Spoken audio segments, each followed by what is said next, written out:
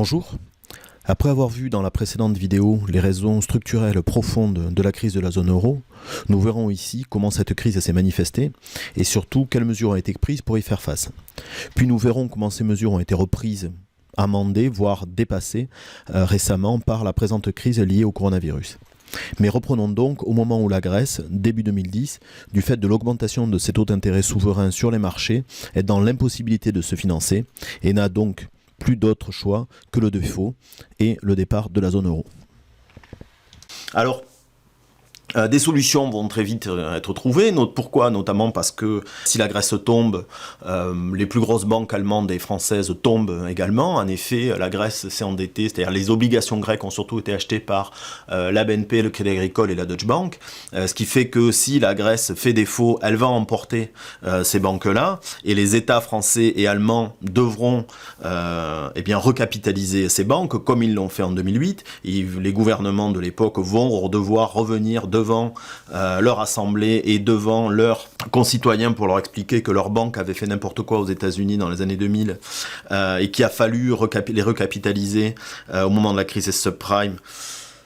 Et que c'est à nouveau le cas, et qu'en fait elles avaient aussi fait n'importe quoi en Grèce, et qu'il va donc falloir à nouveau les recapitaliser. Donc plutôt que de recapitaliser les banques françaises et allemandes, mais en fait immédiatement des prêts vont être fait à la Grèce pour qu'elle puisse rembourser les banques françaises et allemandes, ce qui fait qu'à partir de ce moment-là, très vite, la Grèce ne doit plus de l'argent aux banques, mais aux États. D'accord, aux États français et allemands. Donc ça, c'est la première étape des plans de sauvetage, parce que, alors qu'ils sont des plans qui doivent se faire à côté des traités européens, il y a tout un travail juridique qui consiste à essayer de ne pas aller à l'encontre des traités, puisque comme je vous l'ai dit, il est interdit aux États de se prêter de l'argent, donc il y a toute une construction juridique qui permet de sauver la face en fait, mais en réalité, ce qui se passe, c'est que ce sont réellement effectivement des États européens qui à ce moment-là prêtent de l'argent à la Grèce. Et puis petit à petit, un mécanisme va être construit, alors ce sont là tous ces sommets de la dernière chance et qui commencent à ce moment-là, puisqu'il y a la Grèce et puis l'Irlande arrive derrière et le Portugal derrière, et puis on voit derrière les taux qui augmentent sur l'Espagne et l'Italie, et petit à petit, là on voit bien que par effet domino, c'est toute la zone euro qui peut exploser, et donc c'est là qu'apparaissent ces sommets de la dernière chance. Vous l'avez vu tout à l'heure, c'est 2011, et c'est là qu'est mis en place le mécanisme européen de stabilité. Alors qu'est-ce que c'est le mécanisme européen de stabilité ? C'est un fonds qui emprunte, alors qui a un capital qui est constitué par les États européens en fonction de leur richesse évidemment, un capital qui est de 700 milliards d'euros et qui a la possibilité d'emprunter et qui prête, d'emprunter donc à des taux très bas et qui peut prêter aux États donc européens quand ils sont en difficulté. Donc il vient se substituer ce fonds aux banques quand les États ont besoin d'argent. Mais ceci, il le fait pas gratuitement, disons, il le fait à des taux qui sont relativement bas, comme je vous disais, mais par contre avec ce qu'on appelle des conditionnalités qui sont mises en œuvre par ce qu'on appelait la Troïka. Alors la Troïka, c'est quoi ? C'est un groupe tripartite dans lequel on va trouver des experts de la Banque Centrale Européenne, de l'Union Européenne, et du Fonds monétaire international, du FMI, qui vont définir toute une série de conditions économiques, de réformes économiques que doivent remplir ces États avant d'avoir droit à ces fonds. Et donc, sachant que s'ils n'ont pas ces fonds, ils sont en défaut. Et donc, en quoi consistent ces conditions ? Vous en avez entendu parler, c'est des conditions en fait d'austérité qui vont consister à une diminution des salaires, à des diminutions des salaires, des aides sociales, etc. Baisse du SMIC notamment, dans la plupart des pays qui ont été concernés, des privatisations. D'accord, pour une grande partie des entreprises publiques. La Grèce a dû, par exemple, privatiser ses ports, a dû vendre jusqu'à des îles. Et puis, évidemment, à l'intérieur, on a essayé une baisse des dépenses publiques, dans l'éducation, évidemment, dans la santé, également, dans tous les services publics. Alors, il y a un ouvrage qui résume très bien ça s'appelle « Les mystères de la Troïka » de Lee Mang-nok. Alors, Lee Mang-nok est un économiste et maître de conférence à Paris 1, qui a par ailleurs eu des responsabilités politiques, puisqu'il a été député européen élu sur la liste du Parti socialiste, donc dans les années 2010. Aux dernières élections, il s'est présenté à Toulouse pour la France insoumise. Et au moment où il était parlementaire européen, il a rédigé un rapport sur la Troïka avec un collègue à lui du PPE, le parti, l'Alliance des partis conservateurs européens, sur la Troïka. Et donc ce petit livre-là résume à l'intérieur un petit peu toutes les politiques qui, à l'époque, ont été préconisées par ces experts donc, de la Troïka. Mais il y a évidemment un ouvrage qui résume aussi très bien ça, et notamment la relation à la Troïka. C'est celui écrit par Yanis Varoufakis, dont je vous ai déjà parlé. Yanis Varoufakis, donc, qui est économiste, un économiste keynésien, qui a enseigné en Australie, qui a enseigné aux États-Unis, et qui, au moment de l'arrivée de Syriza au pouvoir en 2015, devient le ministre des Finances du gouvernement donc, de gauche grec, et ministre chargé des négociations, des renégociations des conditionnalités donc, faites par la Troïka à la Grèce. Et Varoufakis va enregistrer en fait ces discussions avec ses homologues au niveau européen. Et de ces enregistrements et de cette expérience, il va faire un livre qui s'appelle « Conversation entre adultes dans les coulisses secrètes de l'Europe », qui, au-delà de ce qu'on peut penser de Varoufakis, de la stratégie qu'il a mise en œuvre à ce moment-là ou autre, est un livre passionnant parce qu'il ouvre en fait la boîte aux noires de la zone euro et de ses modes de décision au niveau européen. Voilà, c'est un livre que, pour moi, devraient lire tous les Européens qui veulent savoir réellement comment fonctionnent les décisions, comment sont prises les décisions au niveau européen. Donc de ce livre a été fait un film par Costa Gavras qui s'appelle Adult in a Room, qui est sorti l'an dernier, si je me rappelle bien, au cinéma, et qui en fait est retranscrit de façon assez fidèle ce que la vision en fait de Yanis Varoufakis dans ces négociations. Alors sachant que voilà, l'expérience grecque a été quelque chose d'assez par ailleurs est toujours quelque chose d'assez indescriptible dans l'horreur économique, en termes de politique économique, de ce qui a été imposé par la Troïka à ce pays.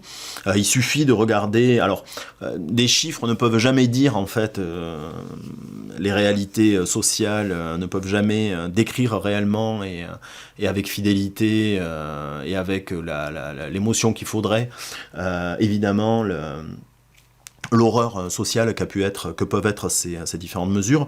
Mais ce graphique, qui est un graphique qui sort d'une publication du FMI, pour moi, résume quand même assez bien le caractère quasi criminel en fait des politiques qui ont été conduites. Alors on voit ici quoi, qu'est-ce qu'il dit ce graphique? Vous voyez, 100 c'est le niveau de richesse, de GDP per capita, c'est le PIB par habitant, la richesse par habitant. Et donc, il compare ce graphique plusieurs crises. Alors, en fonction du temps, c'est alors T au début, là à gauche complètement du graphique, c'est au moment où arrive la crise. Et puis après, vous voyez T plus 3, c'est 3 ans après, 6 ans après, 9 ans après, 12 ans après, 15 ans après, clac, clac, clac. Vous voyez, jusqu'à T plus 24 ans après. Alors, qu'est-ce qu'on regarde? Je vais vous demander simplement de regarder la courbe verte. C'est la Grande Dépression aux États-Unis. Vous voyez un effondrement très fort en vert, et puis à T plus 9 à peu près, donc en 38, on peut considérer que quasiment, voire même un peu avant, les États-Unis sont revenus au niveau de richesse de 1929. Donc en gros, on a une crise qui dure 10 ans pour que l'État américain retrouve son niveau de richesse. Et puis en bleu, vous voyez la courbe grecque telle que l'a projetée les gens de la Troïka. D'accord ? C'est-à-dire en 2010. Ils se disaient en 2010, voilà, avec les mesures qu'on met en œuvre là-bas en Grèce, le PIB devrait baisser comme ça, mais en T plus 7, T plus 8, on devrait retrouver le niveau de 2009, donc du début d'avant la crise. Et en rouge, c'est la courbe réelle. C'est-à-dire, c'est ce qui s'est passé réellement. D'accord ? Donc on voit que la plongée en fait est quasi identique à celle de la Grande Dépression aux États-Unis, atteint quasiment le même niveau, c'est-à-dire une baisse de 25%, 25-30% de la richesse par habitant. C'est quelque chose en temps de paix qui est extrêmement rare. Hein. On voit ça pour des pays en temps de guerre. Pour vous donner une idée, l'Ukraine, dans la même période, a vécu à peu près la même chose, sauf qu'en Ukraine, il y avait, comme vous le savez, une guerre. Et puis, on voit ensuite le prolongement de la courbe, on voit que voilà, le pays ne se redresse pas, ou alors très, très lentement dans les années après. Et puis les pointillés, c'est les prévisions. Et qu'est-ce que prévoit le FMI ? C'est que, compte tenu des mesures qui sont prises, la Grèce ne retrouvera son niveau de richesse de 2009 qu'en 2031. En 2031. C'est-à-dire que c'est une crise qui durera 21 ans, et 21 ans qui sont 21 ans d'ajustement économique préconisés par les experts de la Troïka. D'accord ? On ne peut pas voir d'autres, et le film de Costa Gavras et le bouquin de Varoufakis le montrent très bien, d'autres visées qu'une visée disciplinaire à une telle punition, en fait. Il n'y a pas de... Et c'est ce que dénonce Varoufakis dans son livre de façon assez pertinente, assez convaincante. Il n'y a pas de macroéconomie, de théorie économique qui peut justifier en fait ce qui est fait en Grèce. Toutes les mesures conduisent à aggraver la situation grecque. Un pays qui voit sa richesse diminuer ne pourra évidemment pas rembourser ses dettes, ou pourra encore moins rembourser ses dettes. Et donc au contraire, et c'est ce que dit Varoufakis durant tout son livre, il y a face à lui des gens qui ne veulent pas être remboursés en fait, qui ne cherchent pas à être remboursés, qui ne cherchent pas à ce que la Grèce se relève. Donc on le voit ici, en fait, au rythme actuel, la Grèce se relèvera donc en 2031. Donc voilà le mécanisme européen de stabilité, donc voilà son histoire, et voilà avec quoi il arrive en fait dans cette crise du coronavirus. Dans cette crise du coronavirus, où évidemment la première chose qui a été proposé, ou en tout cas qui a été en test, c'est-à-dire pour des pays en difficulté, il existe un fonds qui est fait pour que les États puissent financer, mais évidemment, les États qui pouvaient être demandeurs, comme l'Italie ou l'Espagne, ont de suite dit il est hors de question que nous passions par ce fonds-là, sachant que il est hors de question que nous acceptions toutes les conditionnalités qui ont été posées par la Troïka et qui sont liées à l'attribution de ces fonds du mécanisme européen de stabilité. Alors il y a eu finalement un accord qui a abouti à un accord entre ministres des Finances le 9 avril de cette année, qui a abouti à le déblocage de 240 milliards pour les pays qui en feraient la demande, les pays qui en auraient besoin suite à la crise du coronavirus. Et comme dans tous les accords européens, les termes sont un peu, comme souvent dans les accords européens, les termes sont un peu ambigus sur les conditionnalités dessus. Il est noté notamment que ce fonds, cet argent qui est débloqué, doit servir à financer les coûts directs et indirects liés aux soins de santé, à la guérison et à la prévention face à la crise du Covid-19. D'accord ? Donc, sachant que la Hollande, notamment, ne voulait absolument pas que cet argent soit utilisé à des fins économiques générales, mais qu'ils viennent payer directement des soins de santé. Et donc, on voit une formulation un peu générale avec des coûts directs ou indirects. Bon, les coûts indirects du Covid-19, on voit que... Ça peut être assez large, mais en tout cas la question de la conditionnalité ici n'est pas complètement exclue de l'attribution de ces fonds, et qui ont été donc la première mesure qui a été prise au niveau européen, avec dans un package, comme on dit, où il y a un fonds qui passe, qui est beaucoup plus petit, qui passe par la Banque européenne d'investissement pour les entreprises, et puis des prêts qui sont faits par la Commission européenne pour le soutien au chômage partiel. Mais le gros, en fait, quand même de cette première vague, disons, d'aide au niveau européen, entre guillemets, passe par ce mécanisme européen de stabilité. Mais on voit là qu'on n'est pas sorti complètement de ce qui avait été fait jusque-là. On voit que la zone euro à ce moment-là ne progresse pas beaucoup. On n'a pas de dons toujours. On est toujours dans quelque chose qui est de l'ordre du prêt. Alors des prêts qui peuvent être intéressants pour des États comme l'Italie, parce qu'elle peut emprunter via ce mécanisme européen de stabilité à des taux qui sont inférieurs à ceux qu'elle a sur les marchés financiers. Mais on n'a toujours pas de dons, et puis on a encore une ambiguïté sur la conditionnalité. L'autre, et peut-être le principal recours de la zone euro en situation de crise, c'est la Banque Centrale Européenne. Alors la BCE, alors qu'est-ce que c'est la Banque Centrale Européenne ? Peut-être dire deux mots quand même sur ce qu'est une banque centrale. Une banque centrale, on peut dire, en résumant, que c'est la banque des banques. D'accord, et elle a, disons, on va dire deux missions très importantes qui sont la stabilité de la monnaie, c'est-à-dire que c'est elle qui assure que la monnaie vaut encore quelque chose, et donc ce qui passe par la stabilité des prix, bien sûr. Et puis elle doit s'assurer aussi de la stabilité du système financier, qui sont deux objectifs qui peuvent être contradictoires. Alors, comment est intervenue la Banque Centrale Européenne durant la crise de 2010 à 2013 ? Elle est intervenue d'abord dès 2010 sur les marchés secondaires, sur ces marchés qu'on voit, donc on voit les taux, là j'ai réaffiché les taux. Qu'est-ce qu'a fait la Banque Centrale ? Et en fait, c'est ça qui va lui permettre réellement de sauver l'euro, mais au début, c'est intéressant parce qu'elle ne l'a pas fait dans des proportions suffisamment importantes. Elle s'est mise en fait à racheter les obligations d'État aux banques. Comme je vous ai dit, pourquoi les taux de la Grèce s'envolent ? Ils s'envolent parce que toutes les banques sont en train de vendre les obligations grecques et que donc le cours des obligations grecques s'effondre et les taux d'intérêt liés à ces obligations, eux, s'envolent. Pour éviter que ces taux s'envolent, il suffit de maintenir les cours à des niveaux importants, et pour maintenir les cours à des niveaux importants, il suffit de racheter ces obligations grecques. Et c'est ce que va commencer à faire en 2010 la Banque Centrale Européenne avec, à l'époque, c'est Jean-Claude Trichet qui est encore président de la BCE.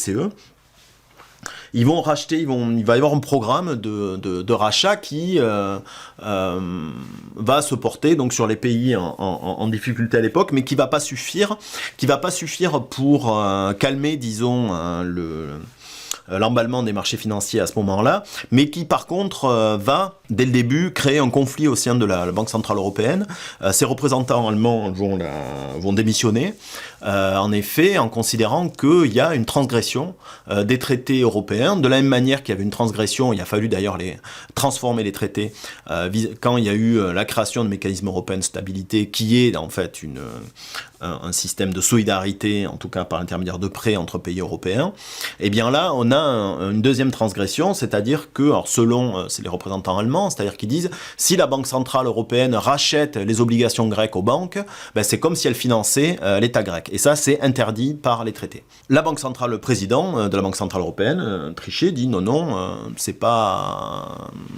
on finance pas les États, on rachète des titres comme on le fait en fait régulièrement dans nos activités. On ne fait que racheter des titres. Bon, il se trouve que ce sont des obligations d'État, mais donc par une petite argutie juridique comme ça, ils disent non, il n'y a pas de contournement des traités. Mais ce premier programme, comme je vous l'ai dit, ne sera pas suffisamment important pour empêcher l'emballement de la crise de la zone euro. Et il faudra attendre le mois de juillet 2012, avec une prise de parole de Mario Draghi, qui est alors le nouveau président de la Banque Centrale Européenne. Prise de parole qui est restée célèbre, où dans une allocution, une conférence de presse, comme en font régulièrement les dirigeants de banque centrale, où ce qui est dit est aussi important, ou la façon dont c'est dit est aussi important finalement que les mesures qui sont annoncées, où Mario Draghi dit que, en précisant que ça sera dans le respect des traités, c'est extrêmement important, tous les mots sont pesés dans ce type de déclaration, dit que tout sera fait pour sauver la zone euro, et il emploie le terme en anglais qui est « whatever it takes », c'est-à-dire en gros « quoi qu'il en coûte ». Et alors à ce moment-là, vous voyez, c'est juillet 2012, et à ce moment-là, de suite, les marchés financiers se détendent, se calment. Pourquoi ? Parce que Mario Draghi annonce à ce moment-là, en fait, que ce « quoi qu'il en coûte », c'est quoi ? C'est un programme où la Banque Centrale Européenne s'engage à racheter des dettes publiques, des titres de dette publique des États européens, autant que ce sera nécessaire. D'accord. C'est-à-dire, elle dit, voilà, si, et on voit à ce moment-là, on le voit bien sur le graphique ici, il y a un pic au niveau des taux espagnols et italiens cet été 2012. Qu'est-ce que dit Mario Draghi? Il dit aux banques, vous êtes en train là de vendre des obligations espagnoles. En vendant ces obligations espagnoles, vous faites augmenter les taux d'intérêt espagnols. Si vous continuez à le faire, la zone euro va exploser parce que l'Espagne fera défaut et en plus l'Espagne est trop grosse pour être sauvée par le mécanisme européen de stabilité. Il dit bien maintenant ce que je vais faire, c'est que chaque fois que vous allez vendre des obligations espagnoles, moi je vais en racheter. Et vous pourrez en vendre autant que vous voudrez, je les racheterai derrière et j'ai plus d'argent que vous parce que c'est moi qui le fabrique. Donc, il dit, en gros, il siffle la fin de la récréation, il dit aux banques, maintenant c'est terminé, je suis face à vous. Vous pouvez parier sur l'augmentation des taux espagnols, vous allez perdre parce que moi je serai en face de vous et je ferai tout, whatever it takes, quoi qu'il en coûte, pour que ces taux baissent. Eh bien, il suffit en fait qu'il prononce ça pour que dès les jours et les semaines qui suivent, en fait, les taux espagnols se mettent à baisser. Pourquoi? Parce que les banques, il a retourné les anticipations des banques, c'est-à-dire que les banques se disent, bon, à partir de maintenant, tout le monde va considérer que les taux ne peuvent plus augmenter, puisque la Banque centrale, sinon, interviendra. Donc tout le monde se dit, les taux vont baisser. Puisque tout le monde se dit que les taux vont baisser, donc la valeur des obligations va augmenter, tout le monde arrête de vendre les obligations espagnoles et tout le monde se met à en acheter. Et puisque tout le monde achète les obligations espagnoles, eh bien les taux d'intérêt espagnols se mettent à baisser. D'accord? Donc on a là quelque chose qui est autoréalisateur. Hein. Il suffit que Mario Draghi annonce que les taux allaient baisser parce qu'il allait intervenir pour les faire baisser, pour qu'ils baissent. En réalité, sur ce programme-là, il n'y a pas un seul rachat d'obligations qui sera fait par la Banque Centrale Européenne. D'accord? Donc c'est juste le pouvoir des mots du président de la Banque Centrale qui permet à ce moment-là de retourner les marchés. Mais ces mots sont extrêmement importants parce qu'en fait, par rapport à ce que je vous ai dit plus tôt, Mario Draghi, à ce moment-là, vient compléter en fait la zone euro. C'est-à-dire que il vient en fait assumer ce rôle de prêteur en dernier ressort en disant à partir de maintenant, la Banque centrale interviendra pour qu'aucun État ne fasse défaut. D'accord? Il vient poser en fait c'est comme si on avait un édifice dans lequel il manquait le pilier central, et qui donc, voilà, ou sur lequel tout le monde pouvait parier sur sa destruction. Là, il vient poser le pilier au milieu en disant maintenant, c'est terminé, cet édifice ne bougera plus. Et donc, il vient à ce moment-là, en fait, sauver la zone euro par l'intermédiaire de cette prise de parole. Alors, par l'intermédiaire de ce programme, la Banque Centrale Européenne ne va pas, comme je vous disais, racheter des obligations, mais dans les années qui suivent, cela va être fait par contre dans ce qu'on appelle des programmes de quantitative easing, d'assouplissement quantitatif, qui vont avoir là plutôt comme vocation, comme objectif des objectifs macroéconomiques. Alors des objectifs macroéconomiques qui vont être notamment de faire de l'inflation, parce que à ce moment-là, et c'est toujours le cas dans la zone euro, ce dont on a peur, c'est d'une déflation, c'est-à-dire une baisse des prix qui est un mécanisme qui a des effets dramatiques sur l'ensemble de l'économie. Donc pour ça, elle va développer ce programme de rachat de titres auprès des banques, c'est-à-dire qu'est-ce qu'elle fait? Elle dit aux banques, vendez-moi vos obligations voilà, d'État européen, qu'ils soient grec, irlandais, ou français, ou italien, ou allemand, et en échange, je vous donne de l'argent frais. Voilà, je vous donne de l'argent, et que vous pouvez, et à votre tour, vous pourrez, à partir de cet argent, ça va faciliter vos crédits à l'économie. Sachant, bon, je fais une toute petite parenthèse là-dessus, que, en fait, ce sont les banques, réellement, qui décident du crédit à l'économie, et donc, en fait, réellement de la création monétaire, puisque, en fait, vous le savez peut-être, mais la monnaie est créée par l'intermédiaire des banques quand elles vous accordent un crédit. C'est-à-dire quand elles accordent un crédit, les banques inscrivent sur votre compte de l'argent qui, jusque-là, n'existait pas. Elles viennent noter sur votre compte cet argent, et par cet intermédiaire-là, elles le font exister. D'accord? Mais pour, une fois que vous allez disposer de cet argent, que vous allez le retirer ou que vous allez l'utiliser pour payer, eh bien il va falloir qu'elles se refinancent, c'est-à-dire qu'elles accèdent à de l'argent pour compenser cette sortie. Et cet argent, où c'est qu'elles le trouvent? Elles le trouvent à la Banque centrale qui, à son tour, prête de l'argent aux banques. D'accord? Donc c'est les banques centrales qui refinancent les banques et qui, par cet intermédiaire-là, en fait, contrôlent plus ou moins le crédit bancaire. Et donc là, l'idée de la Banque centrale, par intermédiaire de cet assouplissement quantitatif, du quantitative easing, c'est de mettre beaucoup d'argent à disponibilité des banques pour qu'elles le prêtent à l'économie. On n'aura pas le temps d'en parler, mais on ne peut pas dire que ça ait très bien marché.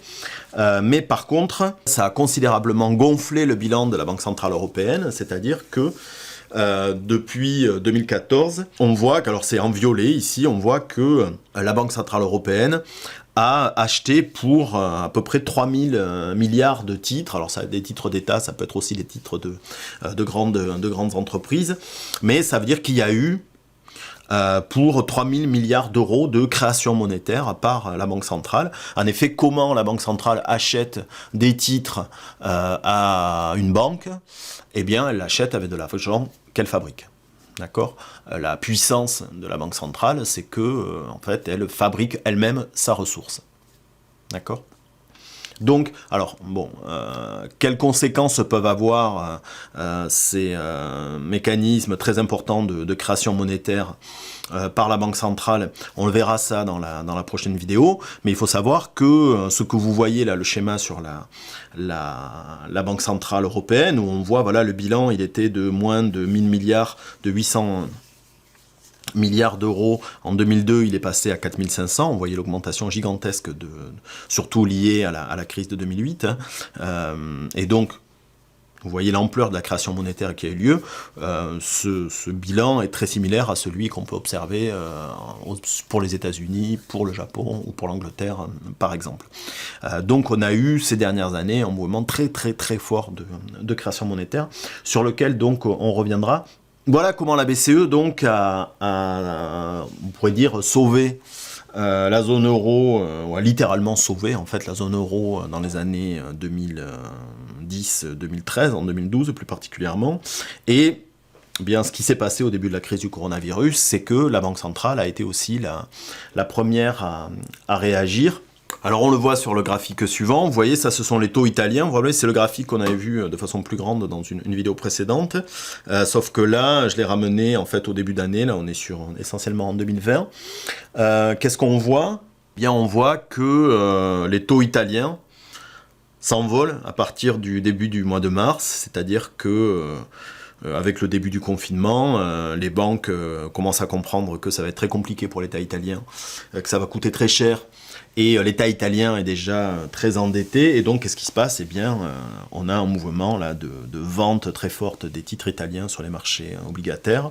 Donc les taux italiens augmentent de façon très très rapide, là on le voit sur quelques jours, jusqu'à ce que le 18 mars, la Banque centrale annonce un nouveau programme de rachat en fait d'obligations européennes, d'obligations d'État européennes. C'est ce qu'ils ont appelé le programme d'achat d'urgence pandémie, d'accord, qui est chiffré à ce moment-là à 750 milliards d'euros. 600 milliards ont été rajoutés récemment. Alors, ce qui est intéressant dans ce programme, par ailleurs, c'est qu'il transgresse des règles qui avaient été posées avant, et notamment des limites à la détention de dettes pour un seul État, c'est-à-dire, par exemple, un État, la BCE ne pouvait pas détenir plus de 30% du total de ses dettes publiques, des dettes publiques qu'elle détient dans un seul État. Et aujourd'hui, en fait, ces règles ont été transgressées par la Banque Centrale Européenne. Pour quelle raison? C'était afin de dire aux banques, vous inquiétez pas, on rachètera en fait autant qu'il sera nécessaire de la dette italienne. On n'a pas de limite à ça. Il n'y aura pas de pourcentage tel que ça a pu être défini. Et de fait, qu'est-ce qu'on vient de voir là? C'est que les 50 milliards de dettes qui ont été émises par l'État italien depuis ces 2 derniers mois ont été rachetés à 100% par la Banque Centrale Européenne. c'est-à-dire d'abord racheté par les banques, puis derrière immédiatement racheté par la Banque Centrale Européenne. Donc qu'est-ce qui se passe en fait, hein, qu'est-ce que dit la Banque Centrale en ce moment aux banques européennes? Elle leur dit allez-y, achetez de la dette italienne, nous derrière on vous la rachète immédiatement. D'accord? Donc n'ayez crainte, de toute façon, nous vous la rachetons. Et c'est sous cette condition, en fait, unique, que les banques aujourd'hui acceptent d'acheter ces titres. Alors, on pourrait dire, voilà, du coup tout va très bien, il n'y a pas de difficultés. Si, il y a des difficultés parce que la banque centrale, et c'est dit depuis des années, notamment par Mario Draghi, jusqu'à ce qu'il parte, il l'a même dit au moment de partir, la banque centrale se trouve un peu seule pour maintenir comme ça l'euro à flot. Mario Draghi, depuis des années, demande aux États puisque donc il a été remplacé par Christine Lagarde au mois de septembre dernier, mais demander aux États, et Christine Lagarde d'ailleurs a repris ces demandes, aux États d'intervenir et d'intervenir notamment sur le plan budgétaire. Donc ces programmes de la BCE, même s'ils sont aujourd'hui ceux qui font tenir l'euro, ne peuvent pas suffire à long terme, mais surtout il y a une actualité là qui vient introduire un doute, et il n'y a rien de pire que le doute sur ces questions-là. Vous en avez peut-être entendu parler, une décision de la Cour constitutionnelle allemande, de Karl Schroe, qui avait été saisie en 2015 par des citoyens allemands, des élus, et qui avait été saisie sur la légalité en fait des programmes mis en œuvre par la Banque Centrale Européenne, et particulièrement un programme mis en œuvre en 2015 qui est celui du quantitative easing dont je vous ai parlé tout à l'heure. Et ces citoyens demandaient à la Cour constitutionnelle si ce quantitative easing ne relevait pas d'un financement des États, ce qui est interdit, comme vous le savez, par les traités constitutionnels, par les traités européens et par la Constitution allemande. Cette Cour avait rendu un premier avis, qui derrière avait été un premier avis qui disait plutôt non, et puis derrière il y avait la Cour de justice européenne qui avait dit que si c'était tout à fait légal, qu'il n'y avait pas de problème. Et puis donc ce mois de mai, là, le 5 mai, la Cour constitutionnelle allemande vient de dire deux choses extrêmement importantes. D'abord, elle dit qu'elle continue à s'interroger très fortement sur la légalité de ces actions, et elle demande à la BCE de prouver sous 3 mois que son programme n'est pas disproportionné et qu'il est bien conforme au traité. Et puis, ce faisant, elle dit également que sur ces questions-là, le droit allemand est supérieur au droit européen, alors ce qui pour le coup, je ne suis pas juriste, mais qui est quand même paraît être une bombe au niveau juridique, puisque ça remet en cause la hiérarchie des normes au niveau européen, et on ne voit pas pourquoi d'autres États européens ne pourraient pas aujourd'hui mettre en avant leur droit national sur toute une série de règles sur lesquelles ils ne sont pas d'accord avec le droit européen. On peut y voir aussi, donc il y a beaucoup de débats qui s'ouvrent après cet avis de la Cour constitutionnelle allemande. On peut y voir aussi, bien sûr, un rappel à l'ordre de l'ordolibéralisme, c'est-à-dire de la conception allemande de l'économie et de la monnaie. Et donc ces décisions créent indéniablement un affaiblissement du pouvoir de la BCE, en tout cas un affaiblissement potentiel, parce qu'elle vient introduire l'idée que la BCE, l'action de la BCE ne sera plus sans limite. C'est-à-dire que la BCE va devoir peut-être maintenant contrôler un petit peu ses actions. Et ça, si les banques se mettent à douter du fait que la BCE peut continuer à intervenir et intervenir sans limite pour acheter des titres d'État, il est à peu près certain que les banques arrêteront de racheter ces titres. Et donc on ira vers une envolée des taux. Bon, vous connaissez maintenant le principe. Alors, cette décision, néanmoins, a peut-être une vertu, c'est qu'elle renvoie les responsabilités, et c'est certainement d'ailleurs son intention principale, ou en tout cas probablement, elle renvoie les gouvernants européens à leurs responsabilités, en leur disant votre zone monétaire, c'est pas à la Banque centrale à la faire tenir, elle doit fonctionner du fait des politiques des États, et les États doivent mettre en cohérence leur politique avec cette leur politique économique, avec cette zone monétaire. Et donc, elle oblige finalement les États à agir. C'est ce qu'a dit très rapidement Angela Merkel en Allemagne, qui a même rappelé Jacques Delors, qui a même cité Jacques Delors en disant que voilà, aujourd'hui, une union politique était nécessaire pour aller avec cette union monétaire. Et donc, c'est finalement, on peut dire certainement, cette décision de la Cour constitutionnelle allemande qui a emmené à l'accord franco-allemand, en tout cas en partie à l'accord franco-allemand qui a été rendu public le 18 mai, un accord donc entre Merkel et Macron qui portait sur la création d'un fonds de relance de 500 milliards d'euros, d'un plan de relance qui a ensuite été repris par la Commission européenne, vous en avez entendu parler, rendu public le 27 mai, sous le nom dont la Commission européenne se crée, le Next Generation EU, European Union. Donc voilà, l'Union européenne de la prochaine génération. Donc ce plan de relance, concrètement, qu'est-ce que c'est ? C'est 750 milliards, là, alors financé par emprunt, c'est ça qui est nouveau, c'est-à-dire que c'est la Commission européenne qui va s'endetter, qui va emprunter sur les marchés, ce qu'elle ne faisait pas jusqu'à maintenant. Et qu'est-ce qu'elle va faire de cet argent ? Eh bien, elle va en donner 500 milliards et en prêter 250. Sur les 500 qu'elle donne, elle va en donner 310 aux États. Donc en fait, ce fonds de 750 milliards, on peut considérer qu'il porte surtout en réalité sur 310 milliards d'euros qui sont donnés directement aux États. Les 190 autres milliards vont être dépensés directement par la Commission européenne. Donc, comment vont être payés ces 750 milliards ? Je vous dis d'abord, ils sont empruntés. Et quand ils seront remboursés, puisque le remboursement est repoussé à plus tard, ils seront remboursés avec de nouvelles ressources, donc ce qui veut dire des impôts. La création d'impôts au niveau européen. Alors, bon, il y a plusieurs pistes sur le carbone, sur les plastiques non renouvelables, etc., sur les géants du numérique. Bon, tout ceci va être discuté maintenant entre les États, sachant que tout ceci n'est qu'une proposition, j'y reviendrai. Alors, qu'est-ce qu'il y a à l'intérieur ? À quoi ça va servir ? Alors, bon, il est dit que ça va servir notamment à la transition écologique et numérique, c'est-à-dire ça servira à financer des choses comme ça. Alors on voit à l'intérieur notamment est affiché le soutien à l'équipement de la 5G, à l'intelligence artificielle. Bon, évidemment tout ceci peut apparaître très contradictoire, notamment avec les objectifs écologiques qu'affiche aujourd'hui l'Union européenne. Aussi, ce plan de relance va servir à des investissements publics et des réformes structurelles. Alors, ça fait toujours un peu peur, le terme de réforme structurelle dans la Commission européenne. Et puis, doit servir aussi à la santé. Alors, qu'est-ce qu'on peut dire ? Bon, aujourd'hui, voilà, toutes ces choses-là doivent être affinées par des accords entre chefs d'État, puisque pour le moment, ce n'est qu'une proposition. Et bon, un accord visiblement, ce qu'on peut lire là, ne pourra pas être trouvé s'il est trouvé avant cet été. Alors, qu'est-ce qu'on peut en dire globalement ? Bon, on peut dire globalement les fonds là, dont on parle, c'est toujours quand on est en centaines de milliards, c'est toujours compliqué de savoir ce que ça représente. Alors ça paraît si on regarde vis-à-vis du budget européen, c'est très important. C'est-à-dire que le budget européen aujourd'hui c'est 1100 milliards d'euros. Là on parle de 750 milliards qui seraient dépensés entre 2021 et 2024.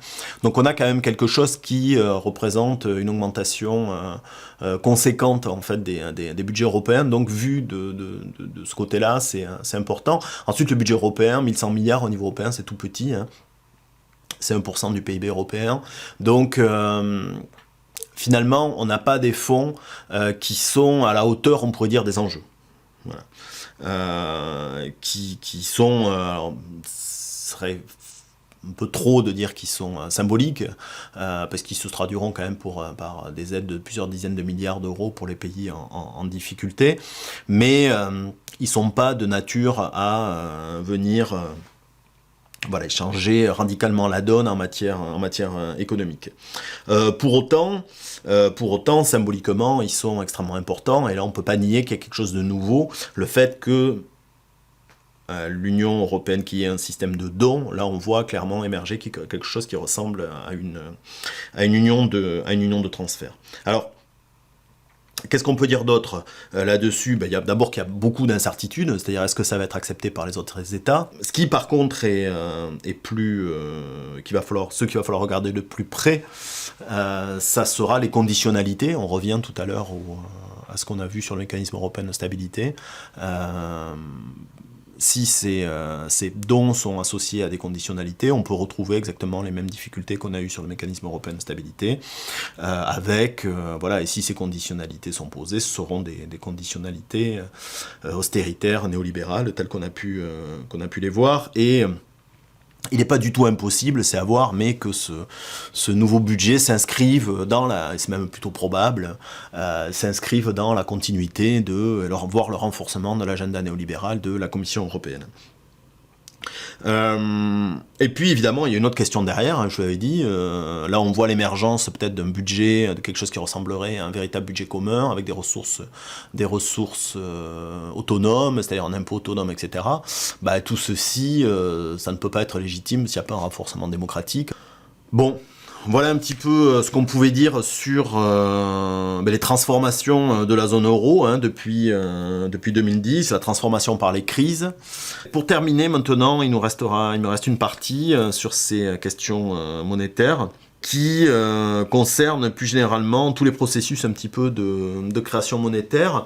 On le voit, toutes les dettes publiques, en fait, on a suivi depuis le début un petit peu l'accumulation des pertes liées à cette crise du coronavirus. On a vu que les pertes étaient d'abord dans les entreprises, notamment liées à des faillites potentielles.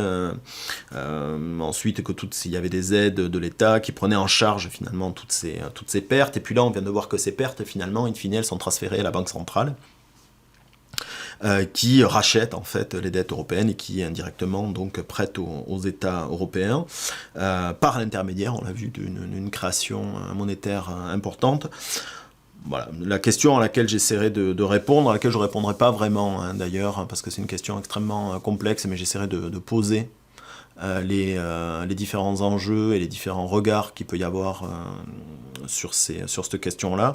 La prochaine question à laquelle j'essaierai de répondre, ça sera de savoir, est-ce qu'il faut craindre ce processus de création monétaire et cette prise en charge des dettes des États par la Banque centrale européenne, et est-ce que il faut aller plus loin en annulant ces dettes, en les transformant en dettes perpétuelles, comme ça a pu être proposé ces dernières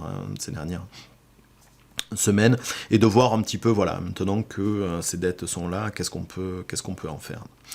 Voilà, je vous remercie et je vous dis à la prochaine fois, donc au revoir.